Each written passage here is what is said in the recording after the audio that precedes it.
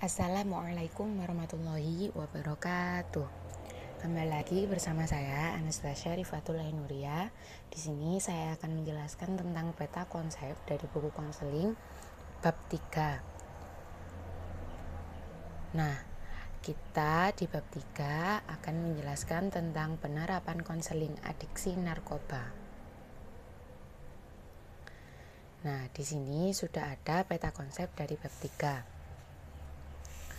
Nah, peta konsepnya di sini ada penerapan konseling adiksi narkoba yang akan bahas tentang konseling adiksi, pengertiannya, tujuannya, pelaksanaan, teknik, dan juga tahapan konseling adiksi.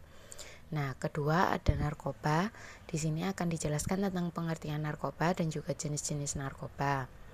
Lalu kita lanjut ada pecandu atau orang dengan gangguan penggunaan zat narkoba. Lalu ada dampak penyalahgunaan narkoba, ada upaya pemulihan orang dengan GBZ narkoba. Di sini pemulihannya itu ada macam-macam, yakni ada pengobatan adiksi, metode konseling terpadu, rehabilitasi, dan juga pengobatan infeksi. Nah, yang terakhir ada hasil temuan dan pembahasan. Lalu kita akan simpulkan. Kita lanjut ya. Nah, di sini ada konseling adiksi. Apa sih pengertian konseling adiksi, tujuan konseling adiksi, pelaksanaan konseling adiksi, dan juga teknik dan tahapan dari konseling adiksi itu sendiri.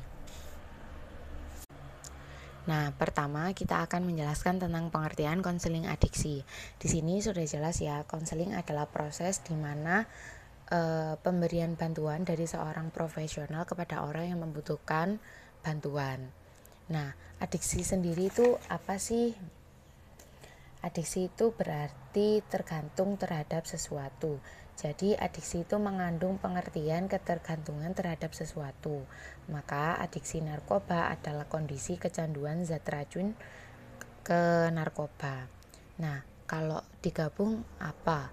Pengertian konseling adiksi berarti adalah suatu layanan bantuan profesional oleh konselor adiksi kepada konseli dalam mengatasi masalah akibat penggunaan zat-zat beracun yang merusak tubuh serta menimbulkan ketergantungan. Nah, kita lanjut ke tujuan konseling adiksi. Tujuan konseling itu yakni konseling itu bertujuan untuk memberikan dukungan, memberikan wawasan, pandangan, pemahaman, keterampilan, dan alternatif baru dalam mengatasi permasalahan yang dihadapi.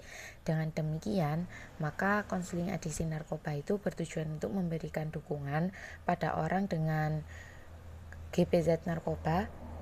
GBZ itu tadi itu ya, gangguan penggunaan zat narkoba, bahwa mereka masih bisa pulih dari kecanduannya. Nah, pelaksanaan konseling adiksi itu bagaimana sih? Umumnya proses konseling adiksi itu sama kayak proses konseling biasanya, tetapi dalam hal ini kan menyangkut kecanduan orang dengan narkoba. Jadi ada beberapa tahap yang khusus dilakukan dalam konseling adiksi. Menurut Kemenkes RI, konselor adiksi harus mempunyai landasan sebagai berikut, yakni 1. Memahami adiksi atau gangguan penggunaan nafsa. 2. Pengetahuan tentang terapi. 3. Penerapan dalam praktik. 4. Kesiapan profesional. Nah, keempat landasan tersebut dapat dimiliki oleh konselor jika menguasai evaluasi klinis, rencana terapi, rujukan, edukasi terhadap klien, keluarga, dan masyarakat, dan lain-lain. Oke, kita lanjut ke teknik dan tahapan konseling adiksi. Nah, teknik dan tahapannya ini seorang konselor itu di bidang apapun termasuk konselor adiksi kan harus memiliki keterampilan dasar konseling. Nah, ini itu wajib untuk dilakukan. Nah, sama ya seperti proses konseling biasanya. Hanya saja ada beberapa hal yang harus konselor ketahui sebelum melakukan proses konseling adiksi. Nah, kita lanjut. Nah, di sini ada narkoba. Kita akan menjelaskan tentang pengertian narkoba dan juga jenis-jenis narkoba. Nah, narkoba adalah singkatan dari kata narkotika, psikotropika, dan bahan adiktif lainnya. Nah, secara terminologi, narkoba adalah obat-obatan, bahan atau zat dan bukan tergolong makanan yang jika diminum, dihisap, ditelan, disuntikkan akan terpengaruh pada kinerja otak dan seringkali menimbulkan dampak ketergantungan. Jadi narkoba itu bisa menimbulkan dampak ketergantungan ya. Jenis-jenis narkoba itu juga ada banyak. Ada sabu-sabu, kokain, marijuana, nipam, ekstasi, LSD, mushroom, dan juga lain-lain. Kita lanjut. Nah, pecandu atau orang dengan gangguan penggunaan zat narkoba. Orang dengan gangguan penggunaan zat narkoba adalah mereka yang melakukan penggunaan narkotika secara tidak benar untuk kenikmatannya tidak sesuai dengan pola kebudayaan yang benar. Dengan pola kebudayaan yang normal dan bukan untuk kepentingan ilmu pengetahuan dan pengobatan. Jadi sudah jelas. Nah, dampak penyalahgunaan narkoba. Dampaknya itu sangat banyak ya, ada dampak sosial, ada dampak dalam pribadi diri kita juga. Secara medis, zat narkoba ini akan mengganggu sinyal penghantar syaraf yang disebut sistem neurotransmitter di dalam susunan syaraf sentral otak. Nah, gangguan ini menyebabkan gangguan fungsi kognitif, afektif, dan psikomotorik serta komplikasi medis terhadap kesehatan fisik selain kelainan paru-paru, hati, jantung, ginjal, pankreas, dan gangguan fisik lainnya. Jadi dampak penyalahgunaan narkoba ini sangat banyak. Nah, upaya pemulihan orang dengan GP zat narkoba atau gangguan penggunaan zat narkoba itu ada banyak. Pertama, ada pengobatan adiksi. Dua, ada metode konseling terpadu, yakni konseling individu, konseling keluarga, kunjungan, bimbingan kelompok, partisipasi sosial.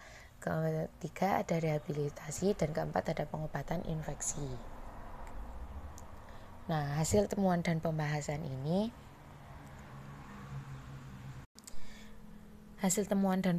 itu sangat banyak ya. Hasil temuannya mencakup kualifikasi dan kompetensi konselor yang menerapkan konseling adiksi narkoba di Balai Rehabilitasi BNN Kota Samarinda, karena ini penelitiannya dilakukan di Kota Samarinda. Dan ada temuan lagi tentang teknik dan tahapan proses penerapan konseling adiksi narkoba di Balai BNN. Juga ada